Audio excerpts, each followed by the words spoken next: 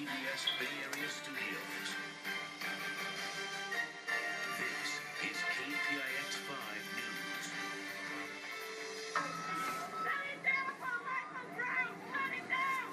Breaking news tonight, freeway takeover. Thousands of protesters stormed 580 in Oakland. This after the grand jury in Ferguson ruled the police officer who shot and killed an unarmed black teenager was just doing his job.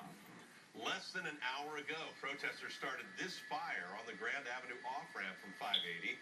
The protesters ended up on the off-ramp after CHP pushed them off the freeway. And this is what it looks like right now. You can see a very large group of protesters, several thousands it looks like, at Frank Ogawa Plaza. Protesters started marching onto 580 at 8 o'clock tonight. At first, they closed the westbound lanes between Park Boulevard and Lakeshore Avenue. Then they blocked the eastbound lanes. Well, Betty Yu was on the freeway during it all. She has since moved to a relatively safer location in downtown Oakland. We're going to check in with her in just a moment.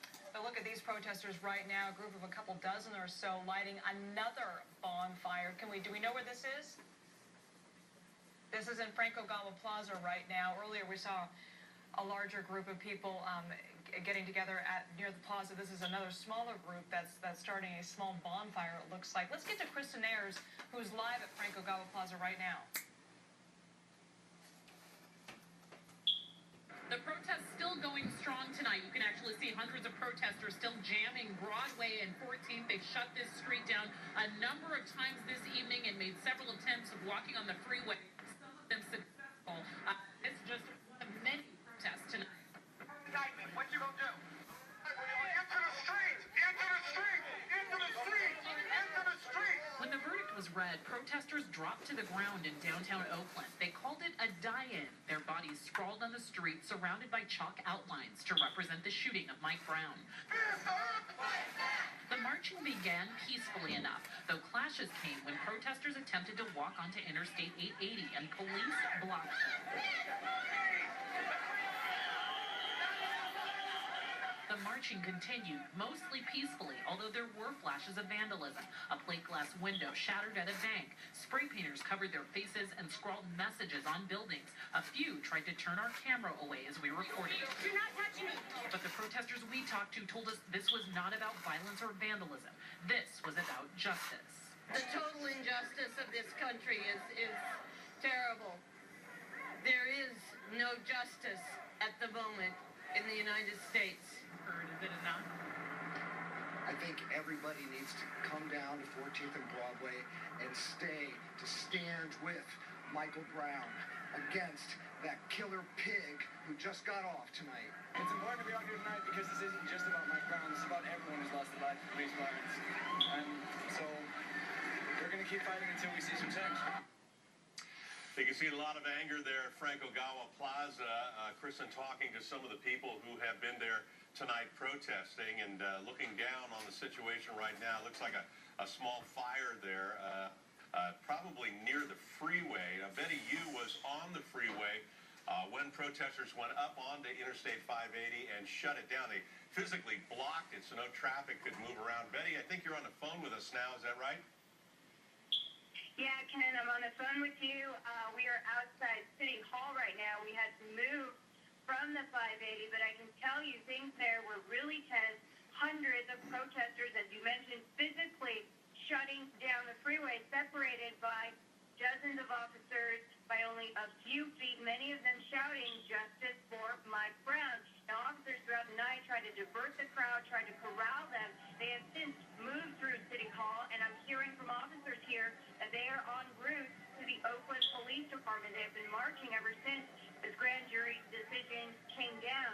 Traffic, as you saw, came to a complete standstill tonight. Hundreds of people walked onto the freeway. We did see some officers make a few arrests when people tried to jump over that center divide and shut down the west and eastbound side of 580. Right now we don't have exact numbers of arrests, but we have seen some acts of vandalism out here. No major injuries to report. We have seen a lot of unruly protesters, as well as people that are just frustrated, angry, disappointed, and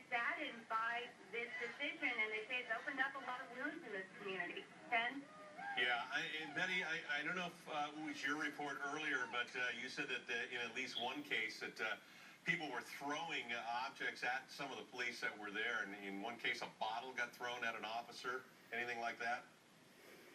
Yes, I did see a bottle thrown at an officer on the freeway after an arrest was made. That was a man who tried to climb over the center divide, and as he did so, a lot of people cheered him on, hoping that more people would cross the freeway and shut it down, and they did for a short amount of time. All right, Betty, live on the phone for us there. Thank you, Betty. Now, she talked to some of the protesters out on the freeway earlier this evening. Here's what they had to say. No peace. Is there any other way to get your point across? No, they won't listen to us. This is our. Who do we have to fight for us? We have to fight for ourselves. They have everyone backing up. They have the whole system backing them. Who do we have to fight for us? We're fighting for ourselves. No justice, no peace. Were you surprised that there was no indictment? No, the sad part, I wasn't surprised. We know that this has been going on from every case to every case. It's not surprising to all. What do you think of this shutdown? Hey, you got to do it. You got to speak up for justice. Well, here's a few tweets from people in the thick of that protest. Julia Carey Wong shot these two photos of protesters climbing onto the eastbound side of 580. Nate says, quote, smells like another garbage fire still on 580 off-ramp in Oakland. Hashtag Ferguson. This one says, nothing but cheers from people stuck in the traffic jam on 580. Gives me hope on a dark day.